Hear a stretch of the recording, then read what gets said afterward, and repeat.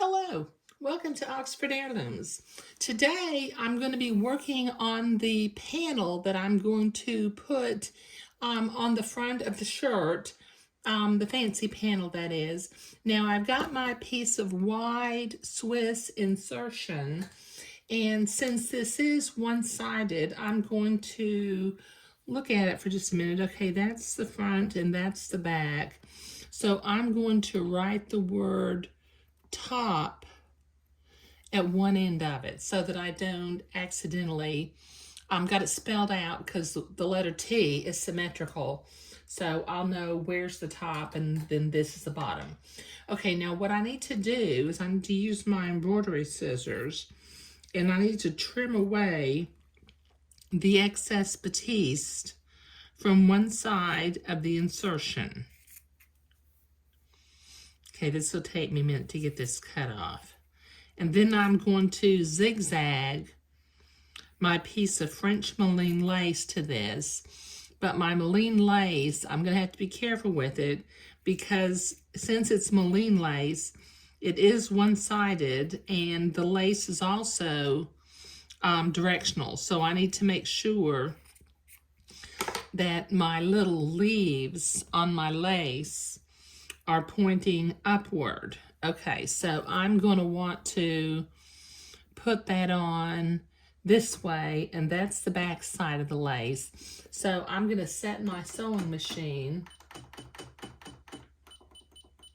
to a zigzag, the right stitch width and stitch length, to attach lace to entree, because as you can see on this Swiss insertion, it kind of has a built-in entree band on one side of it. So I'm going to start zigzagging this. Put this in, lower my needle so that I make sure that I'm going in the entree hole and not stabbing the entree ladder. And then just very carefully just start zigzagging this together. Okay, this will take me a minute to get all this sewn. Let me move my camera over a little bit. Okay, so I have one side with a lace attached to the wide Swiss insertion. So I'm going to carefully trim away the excess batiste on the other side of the Swiss insertion. And then I'm going to repeat this process of attaching the lace to this side.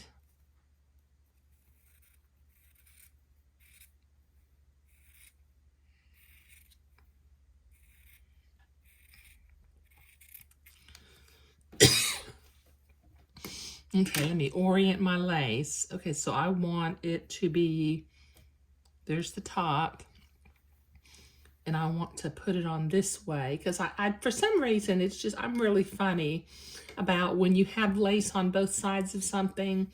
I like to make sure that they're both pointing in the same direction, rather than one going one way and another going the other way. Okay, so I'm going to, again, zigzag this in lace to the insertion. Let me check to make sure I'm in the entree hole and not stabbing it. Okay, this will take me a minute to get this sewn. Okay, so I have my lace sewn on both sides. Now what I'm going to do is I'm going to cut two pieces of entree, because before I attach this to the front of the garment, I want to have a row of entree on both sides of my fancy lace panel. So let me cut this other piece. Okay, put my extra entree aside. Okay, now I'm going to take the entree and trim one side of it.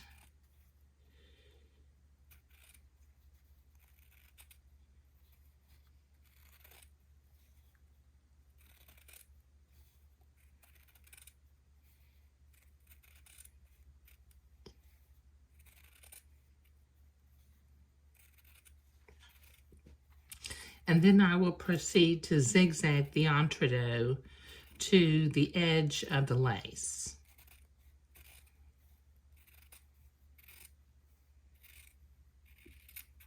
There we go.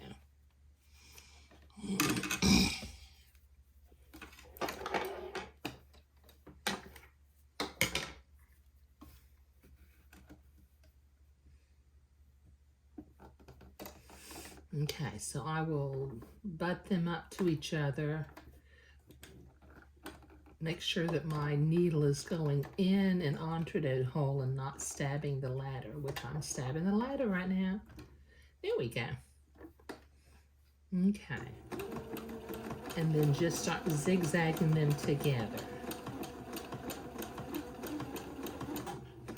Okay, this will take me a minute to get both sides done. Okay, so I've got my lace and entredeaux on both sides of my fancy panel. I'm going to put my pattern piece off to the side for just a minute. And I'm going to use my fabric scissors. And I've got my rectangle of fabric that I cut in order to create the front pattern piece. So I'm going to cut this along the fold line so that my rectangle is cut in half.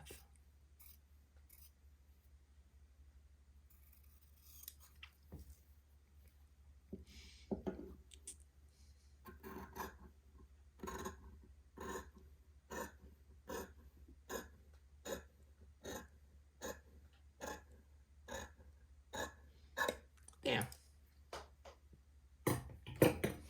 Okay, set one side off to the side. And being careful to make sure that my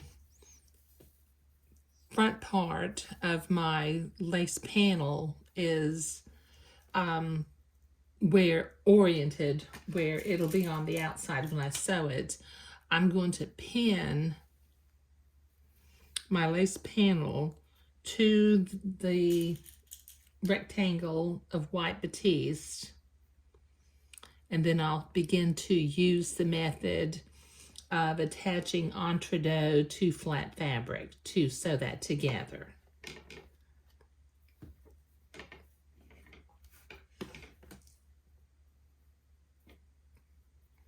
For some reason, I like to pin my entredeaux to the fabric rather than just holding it as I sew. It kind of keeps me from getting puckers.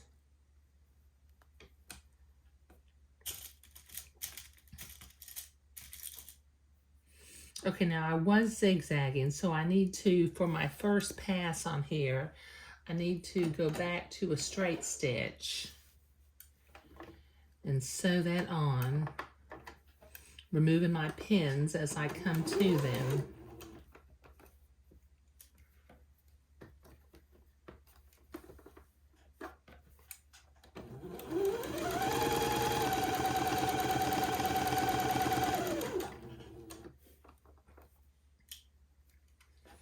Okay, this will take me a minute to get this sewn. Okay, I've got my batiste sewn to both sides. Now I need to go to the ironing board and press my entredeaux seam toward the outside so that I can come back and zigzag, and then I'll use my specialty scissors to trim away the excess batiste, but that'll take me a minute. Okay, so I've been to the ironing board and I've got those seams pressed nice and flat. So I'm going to reset my machine to sew entredeaux. There we go. And then I'm going to proceed to zigzag along the entredeaux line. Let me go and make sure I'm going in the entredeaux hole and not stabbing one of the ladder rungs. Okay, so let me do this.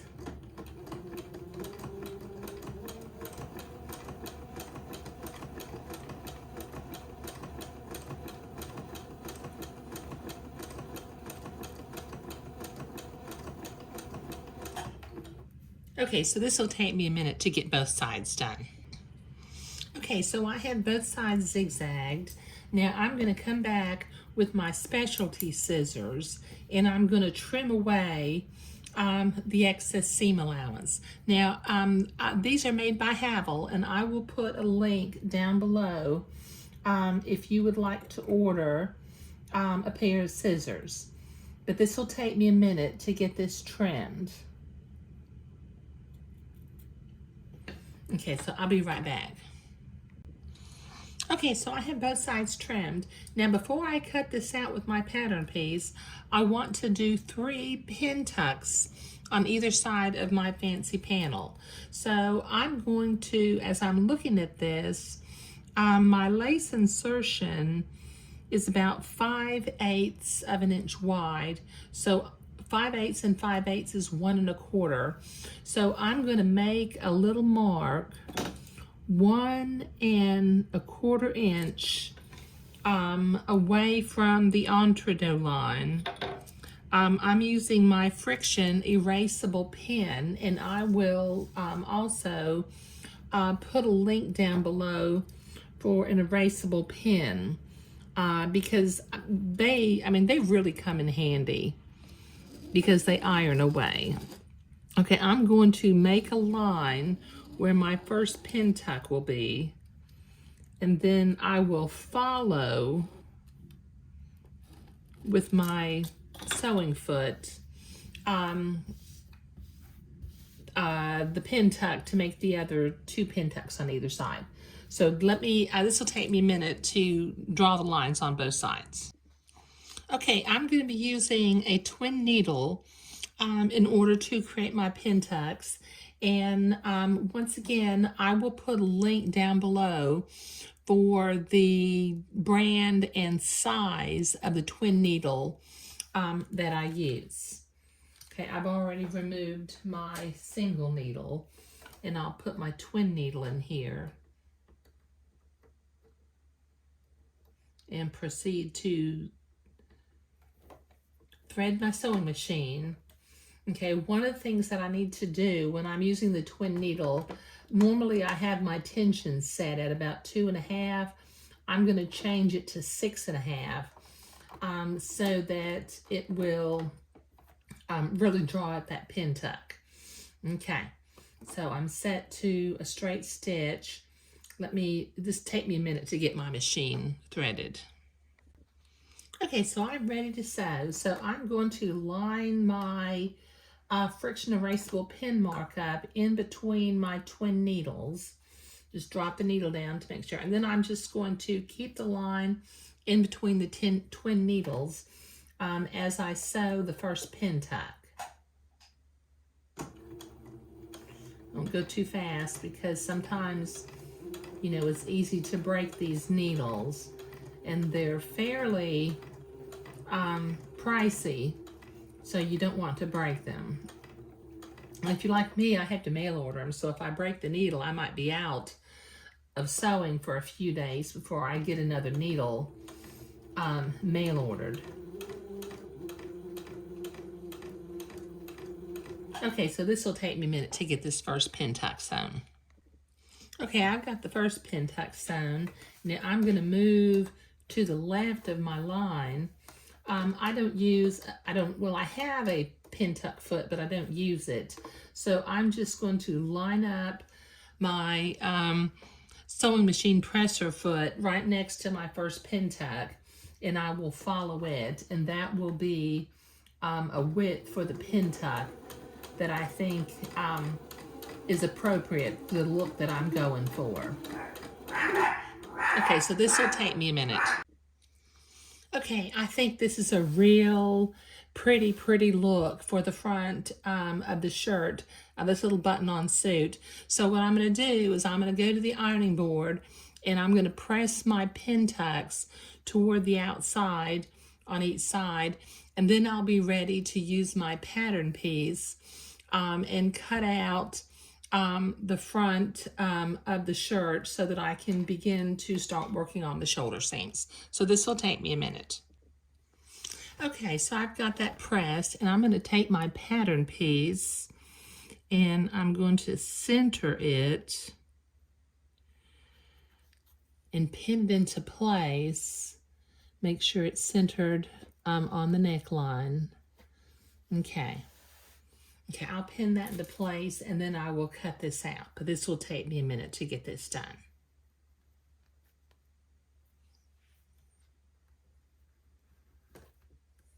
I'll be right back. Okay, so since my shirt panel is actually Hudson's Sunday suit and not the children's corner pattern, I'm going to use the pattern piece and determine how far down to sew the button. So I'm going to mark it on the fabric at the level that the button for the button-on suit needs to go. I'll mark that on both sides. So let me line this up with the underarm.